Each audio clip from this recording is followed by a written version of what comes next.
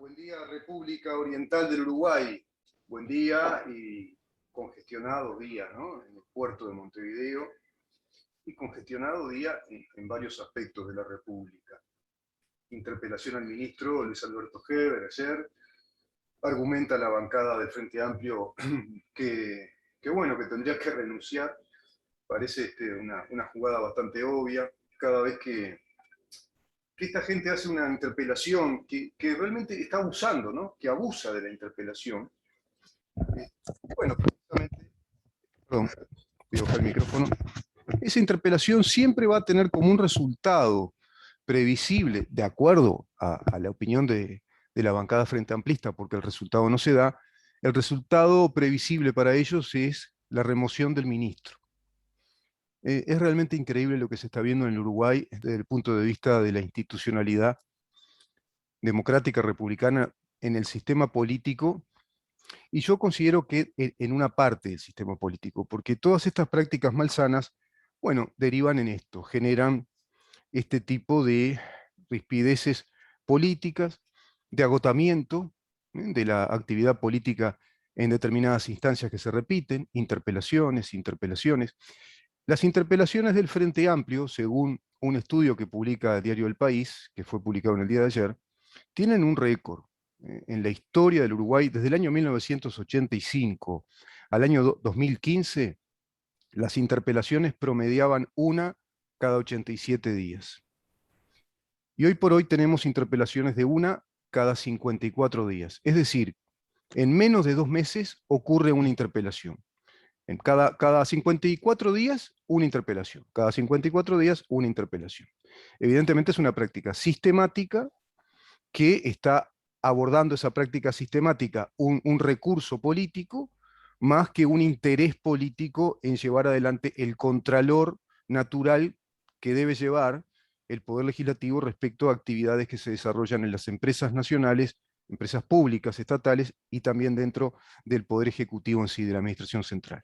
Por otro lado tenemos el puerto, que tiene un montón de líos, ¿no? Un montón de líos, pero dentro de esos líos se le ocurre también al sindicato hacer una huelga, un paro, que genera esta congestión, genera estos disturbios, pérdidas en los operadores económicos. Ayer nos decía la doctora Silvia Echevarne, 10 kilómetros de camiones parados, parados. Por otro lado, escucho, también leo una noticia de que el ex director del Instituto de Convivencia Ciudadana en el Ministerio del Interior del ministro Bonomi, el licenciado Leal, de cuyo nombre de pila no me acuerdo, diría parafraseando a Borges, bueno, hace un taller. ¿Y para qué el taller? Para los abogados de oficio, son los abogados que brinda la Facultad de Derecho, por ejemplo, para las personas que pronto no tienen los recursos necesarios para tener un abogado patrocinante. Bueno, los está instruyendo a esos abogados para tener argumentaciones contra la LUC. ¿Por qué digo todo esto? Muchos dirán, bueno, se ve que está caliente Moyano, y no da para menos, ¿no? Pero no solo por eso, sino para que vean, analizando todos estos aspectos, te queda más claro el cuadro de situación. Hay un cuadro de situación que te dice que sistemáticamente se va aplicando desde la oposición política de este gobierno y todos los operadores políticos de esa oposición, bueno, se va aplicando una sistemática política de desestabilización posible, la mayor desestabilización posible. Y eso genera muy mala imagen en el exterior, muy mala imagen. Y que ese también es uno de los cometidos que tienen estos movimientos, digamos. UPM también ahora, ¿no? Con todo lo que dice el sindicato vinculado a UPM, prácticamente ir a la lucha, bueno, y un montón de cosas que hablan de una muy mala praxis sindical. Está con nosotros el economista Jorge Caumón, me está escuchando atentamente, porque hoy vamos a hablar precisamente de la reactivación económica y de buenos signos de la reactivación económica, buenos signos económicos. Pero quería decir todo esto porque esto también está en la economía del país. ¿Cómo le va, Jorge? Muy bien, por suerte. Mirando así los acontecimientos, uno a veces se pregunta, ¿no? ¿Cómo se dan este tipo de cosas de generar esa grieta, ¿no? Que parece la Ámsterdam y la Colombe, ¿no? Sí. Esa gente que mira para la tribuna y no mira para la cancha y agita, ¿no?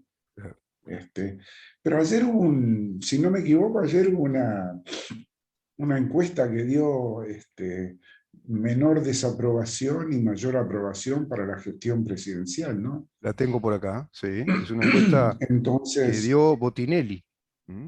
sí. La encuesta Entonces, de Factum, sí, 61% de aprobación a la gestión de la calle Pou y 35% de desaprobación. Otros números que para mí dan clara cuenta de cómo el país está planteado a nivel político, ¿no? 61%, acá hay comentarios muy irrisorios, porque hay gente que dice, si Botinelli dice que está el 61%, pues se sabe de ciertas connotaciones políticas que lo rodean a Botinelli, no creo evidentemente que... debe estar por arriba, pero bueno, no importa eso. Pero el No, 35% es de algún modo ese 35% que siempre se opuso en todo este periodo de gobierno al gobierno. Es quizá el núcleo duro frente amplista.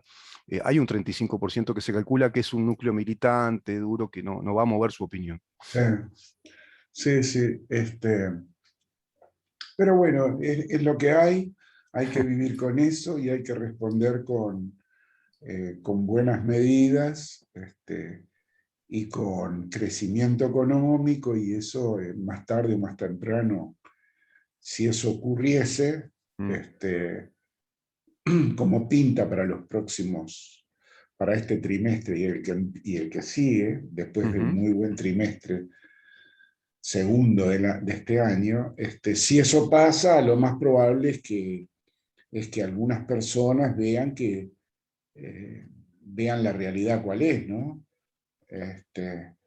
Pero yo creo que también es parte de un contagio que hay dentro de las facciones opositoras. Ujú, Perdón, léase ujú, el PIT-CNT, el Frente Amplio, todas las facciones que hay dentro del Frente Amplio, ujú.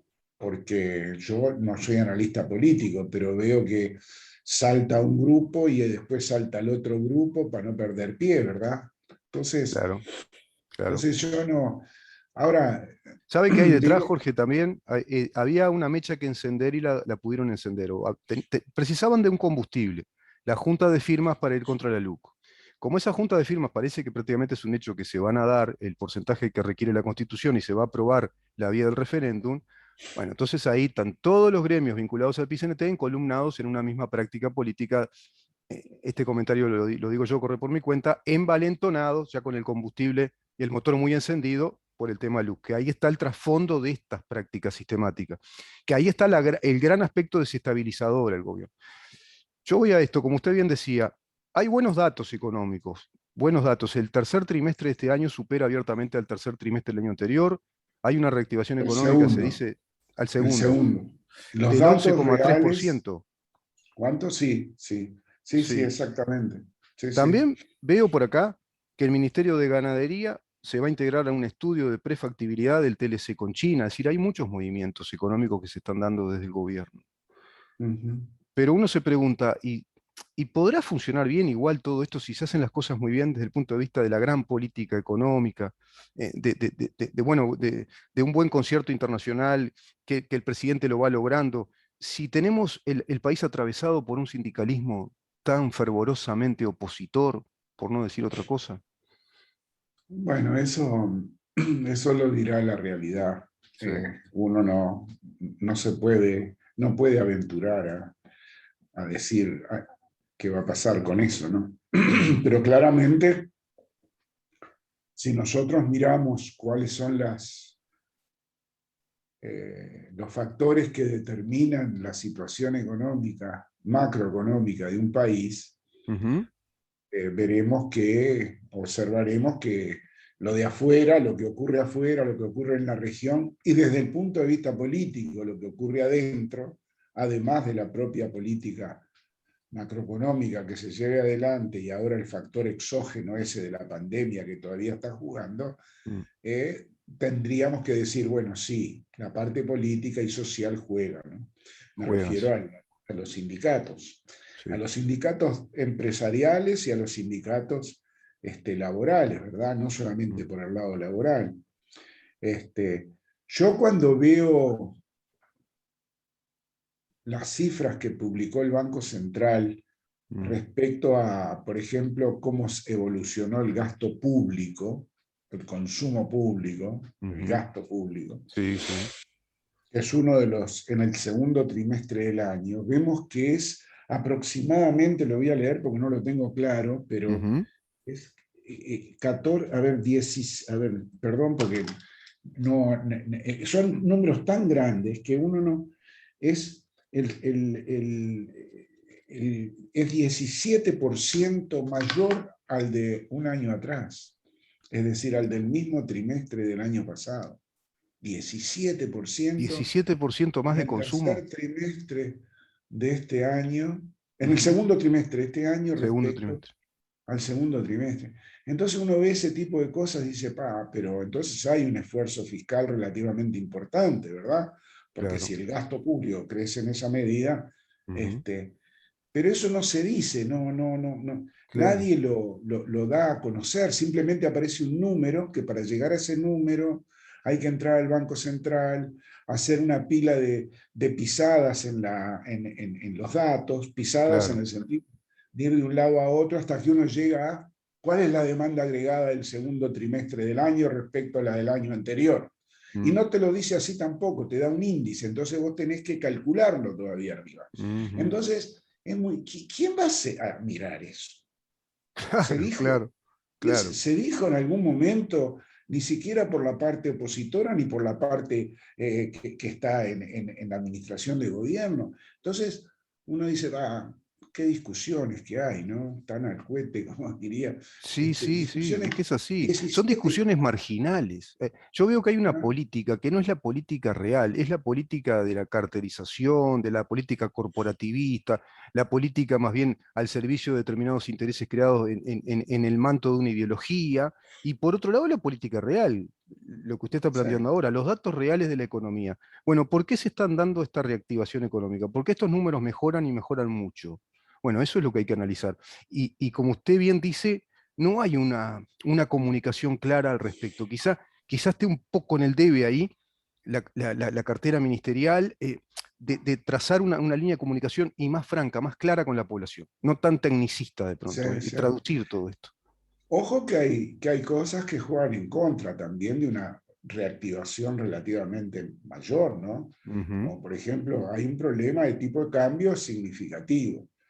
Pero si nosotros ujú, vamos hacia atrás y decimos, la economía creció mucho en el segundo trimestre, cierto, creció mm. mucho. Ojo, ¿contra qué creció? Creció mucho contra el mismo trimestre del año pasado que había caído mucho. No sé si me explico. Claro, lógicamente. Entonces, Venimos muy de abajo. cómo estamos respecto antes de la pandemia? Estamos levemente por debajo. O sea que todavía hay que seguir creciendo. Ujú, Entonces, ¿tenemos condiciones para seguir creciendo? Bueno, lo que vemos es que el agro creció bastante en el primer trimestre, no así en términos interanuales en el segundo trimestre. ujú. Tenemos que la industria sí creció fuerte, después de Sí, caer en el primer sí, trimestre sí. respecto al trimestre primero del año anterior, Mm, creció como 17% en el mm. segundo trimestre. O sea que Jorge, respecto, le paso un dato que sí, es fiel porque es un dato que me brindó un amigo que trabaja muy de cerca, es el productor comercial del ingeniero Blasina. Y Blasina le decía, este, un eminente agrónomo, además, un economista de lo agropecuario, ¿no? Que en los commodities con China, los commodities de granos, si no hay nada raro, de acá a 3 años van a estar en los mismos niveles o más altos. Y que China necesita realmente todo esto que Uruguay le está exportando. Y quizá en el marco de un TLC también eso se vea mejorado incluso. Así que por ese lado también hay buenos signos económicos en el horizonte cercano. Lo que usted dice después, el crecimiento de la industria. Estamos no, pero viendo además yo lo que un estaba montón de diciendo, esfuerzos del gobierno en eso, ¿no? sí, yo lo que estaba diciendo es que se ha crecido fuerte la construcción, la industria del agro, el comercio en el Sí. tercer trimestre. Entonces, pero hay algunas cosas que todavía están, algunos sectores que están sintiendo algunos problemas con el tipo de cambio. ¿Tá? Mm, Pero cuando vamos al tipo de cambio real y hurgamos, porque es muy fácil decir el tipo de cambio está atrasado, mm, ¿verdad? sí, O hay atrás, o la competitividad es baja. sí. Pero si seguimos analizando y no paramos ahí, llegamos a que una de las principales razones por las cuales el tipo de cambio es bajo es el déficit fiscal. Claro. No, me estás embromando. Sí, es el déficit fiscal. Y sí, ¿Por qué? ¿Cómo el déficit fiscal? ¿Qué tiene que ver? Muy sencillo, el déficit hay que financiarlo. claro, Y la mayor parte del financiamiento viene en moneda extranjera. seguro. Y hay que cambiarla a pesos para poder gastarlos. Claro. Entonces, eso presiona a la baja el tipo de cambio. No sé si me explico. Sí, Recibís seguro, dólares, lo seguro. vendés, Tenemos, pagas. tenemos un agujero todos Entonces, los años de un, no sé, sigue el 5 y pico, ¿no? Por ciento. entonces, ¿quién dice eso? Yo pregunto, ¿quién dice eso? Aparte de algunos economistas que analizan la cosa. Ujú, Pero eso lo puede decir los que analizan el problema. ¿No? claro. No lo puede decir cualquiera ahí atraso cambiario. Bueno, ¿qué harías? ¿Qué harías? Ujú. ¿Devaluar? Si devaluás, la inflación se te va, ¿no? Se No, dispara tenés la que inflación. hacerlo de alguna manera tal que sea estructural, es decir, que Mm, se genere para siempre claro. el evitar que se evite para siempre eso. Y Sí, para sí, sí. evitarlo para siempre, la única forma que hay es ir a las raíces. Y una de las raíces es el déficit fiscal. Entonces, que me digan que tengo que aumentar todavía el déficit fiscal porque tengo financiamiento, Ujú, suena divino. No, vos tenés, porque Uruguay tiene grado inversor, endeudate. Sí, mm, pero ojo, porque entonces estoy mm. yendo contra las fuerzas de trabajo, Ese fue el argumento exportadoras que y utilizó el Frente en la sustituidoras. pandemia, ¿no? Al ¿El comienzo qué? decían que este gobierno era mezquino o tacaño porque no acudía a los organismos multilaterales Bueno, de pero acá dice crédito. 17% creció el consumo del gobierno. Entonces, ¿de qué estamos hablando? No, no, Hay que claro, pero mirar me los refiero números. a esa lógica que usted plantea, que me parece a mí una Sí, lógica perversa en la economía, es decir, sí, vamos a endeudarnos más, porque total, ahora estamos en pandemia. Uruguay es un país con muy buen crédito internacional, tiene rango inversor, eso eran las argumentaciones de ellos, ¿no? Entre ellos Vergara. Y este gobierno tacaño no apela a eso, que además fue el capital que les dejamos, recuerdo que decían. Mentira que le dejamos cosas muy malas. Y le dejamos todo este capital que es poder acudir a los créditos. Y ahora en pandemia lo pueden hacer, porque dale que va si ahora se presta plata, porque se sabe que los países están complicados y después se paga y se paga a bajo interés. Bueno, era realmente perverso ese planteo, porque, por lo que usted está mirá, planteando. Acá hay que Rubén, ir a la solución estructural.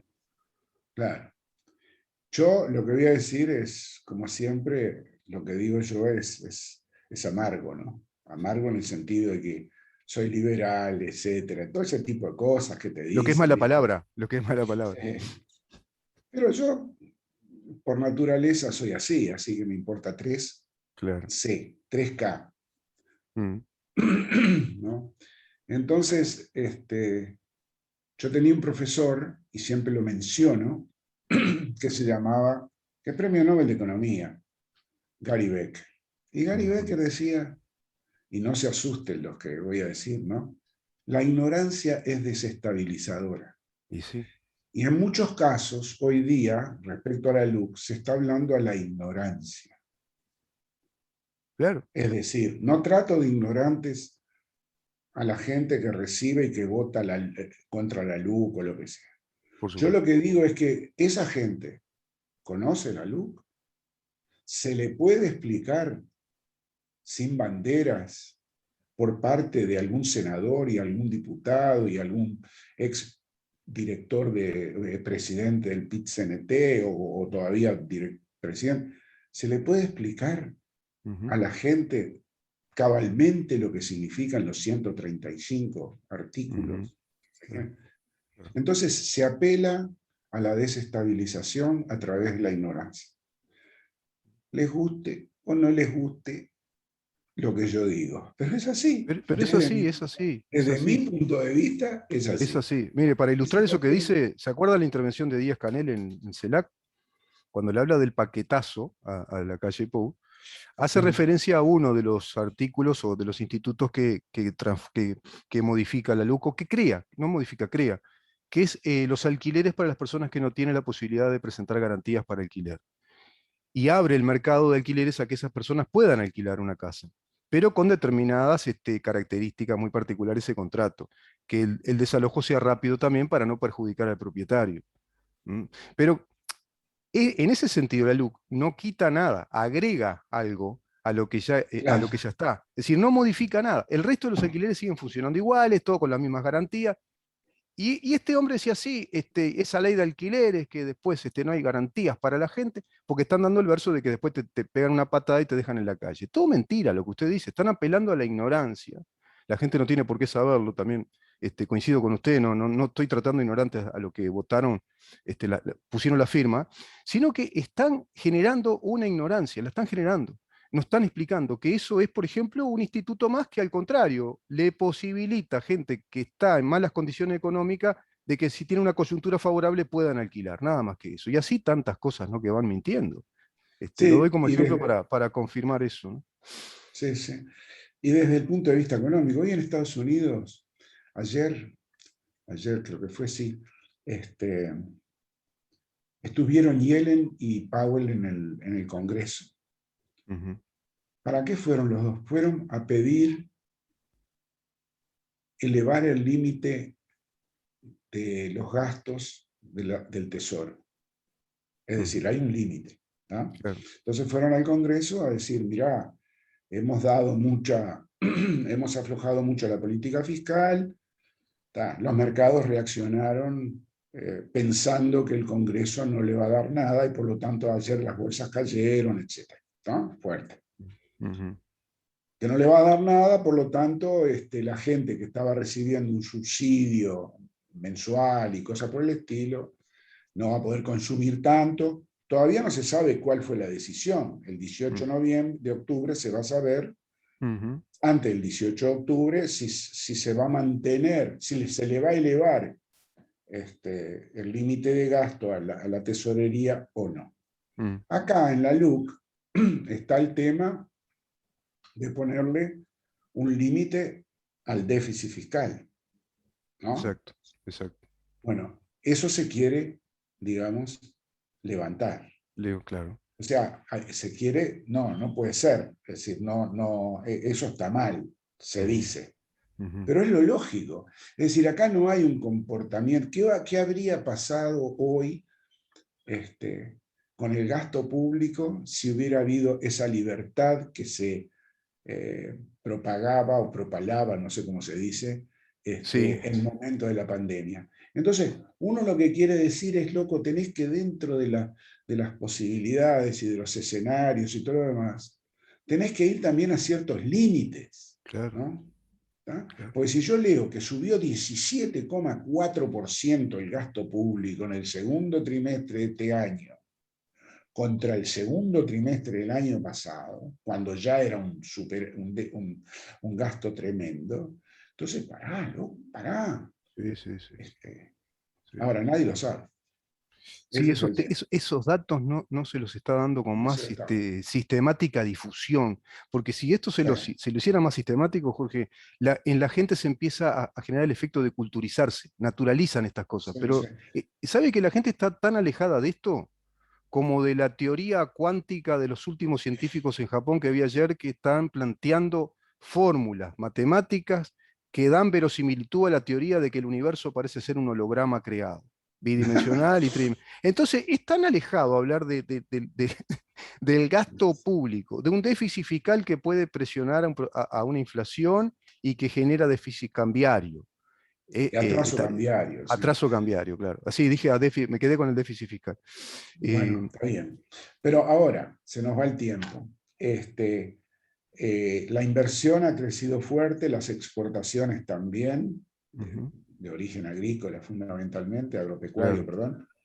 perdón. Las importaciones vienen creciendo, el gasto público, el consumo público que venía en declinación interanualmente ha crecido 8%, o sea que la cosa en el segundo trimestre vino bien. En el tercer trimestre, aparentemente con mayor apertura y demás, vendría mejor todavía. Claro. Y en el último trimestre del año probablemente también. Ahora viene después, la inversión está muy alta, ¿no? Que me olvidé decirlo, Hay no inversión es, inmobiliaria, ¿no? Importante también. no es solamente por el tema de UPM, sino que también hay otros Sí. canales de inversión. Entonces, otras inversiones. Ujú. Entonces, el tema va a ser el primer trimestre del año que viene, en donde hay cierta, digamos, cierto optimismo respecto a que el turismo pueda andar mejor. Yo creo que no, ahí lamentablemente no. Mm, El año mm, pasado no fue bueno y este año tampoco. mm. Este año no, el que viene, digo, el turismo que viene en enero, febrero y marzo Sí, el tampoco de esta fue. temporada tampoco. Sí, Pero lo que se desarrolla internamente, no en turismo, sino en general en la actividad económica, dado que el turismo no va a ser bueno, pero tampoco fue bueno el del año pasado, no va a generar tanto ruido claro, sobre el crecimiento general de la economía. No sé si claro. soy claro. Sí, sí, perfecto, sí. Entonces, yo creo que podemos seguir creciendo también. Entonces, esa es la expectativa que uno tiene.